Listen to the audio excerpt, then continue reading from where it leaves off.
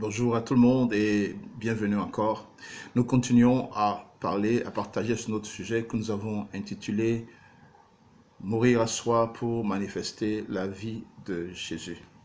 Notre verset de base, c'est 2 Corinthiens chapitre 4, verset 10 qui dit Portant toujours avec nous dans notre corps la mort de Jésus, afin que la vie de Jésus soit aussi manifestée dans notre corps. Il est facile de comprendre au travers de ce verset que c'est la mort de Jésus dans notre corps qui manifeste la vie de Jésus au travers de notre corps.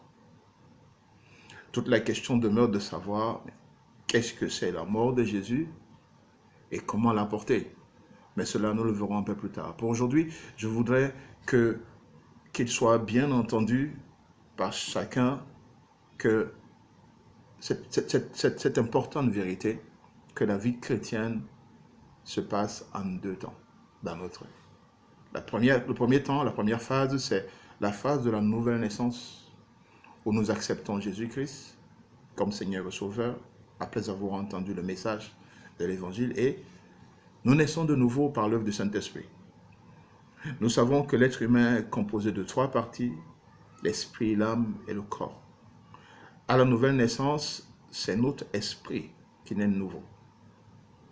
Notre âme, qui est le siège de la volonté, des pensées et des émotions, des sentiments, ne naît pas de nouveau. C'est notre esprit qui naît de nouveau. Et puis l'autre partie, c'est le corps. À la nouvelle naissance, notre caractère ne change pas. Nos mauvaises habitudes ne changent pas parce qu'on est de nouveau. Mais c'est progressivement, en fonction de comment nous recevons la parole et en fonction de comment nous acceptons de mettre cette parole en pratique dans notre vie, que le Saint-Esprit accomplit l'œuvre de transformation. Et cette œuvre de transformation varie d'une personne à une autre en fonction de comment chacun de nous se donne. La nouvelle naissance ne transforme pas notre caractère, mais c'est l'offrande de nous-mêmes à Dieu et l'action du Saint-Esprit dans notre vie qui apporte la transformation que les autres veulent voir. Et c'est ça justement la seconde phase. Après la première phase qui est la phase de la nouvelle naissance, il y a cette seconde phase que j'ai appelée la phase de l'identification à Jésus, où nous voulons être comme Jésus, vivre la vie que Jésus a vécue, manifester le caractère de Jésus, manifester la nature de Jésus, et cela ne se fait pas sans difficulté. Et c'est à cette place que nous sommes appelés. La Bible nous invite à offrir nos corps comme un sacrifice vivant à Dieu. Justement pour que cette transformation prenne place et que notre corps, c'est-à-dire notre vie, puisse manifester la nature de Jésus qui va être une attraction pour les autres. Et cette partie-là ne se fait pas juste parce qu'on a dit « Seigneur, je veux être transformé ». Il faut se donner. Et il faut mourir à soi. Et il faut renoncer. Frères et sœurs, il n'y a pas de vie chrétienne sans renoncement à soi. Et il n'y a pas de vie chrétienne sans mort à soi. Mort à soi ou renoncement à soi, tout ça c'est la même chose.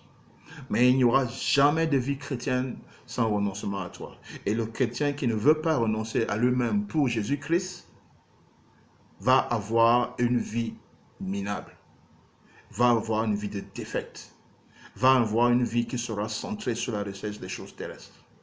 Il n'aura pas une transformation dans sa vie qui peut affecter le monde. Or, c'est avec la vie de Jésus-Christ en nous que nous allons affecter les autres.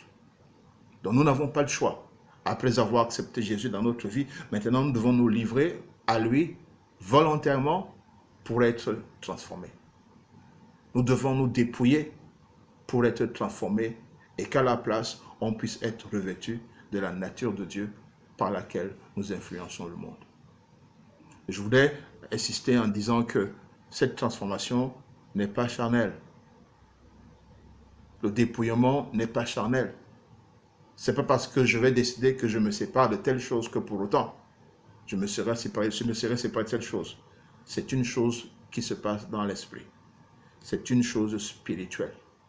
Il s'agit d'enlever notre cœur dans tout ce qui ne glorifie pas Dieu, même si cela nous fait mal. Portant toujours la mort de Jésus avec nous, portant toujours avec nous la mort de Jésus dans notre corps.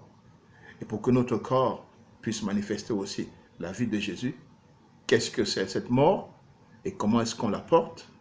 Ce sera l'objet de nos prochains échanges. Pour l'instant, n'oubliez pas de vous abonner. Abonnez-vous, s'il vous plaît, et merci de vous abonner.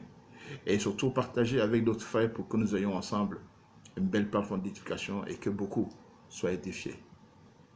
À vous revoir très prochainement. Que le Seigneur vous bénisse. Au revoir.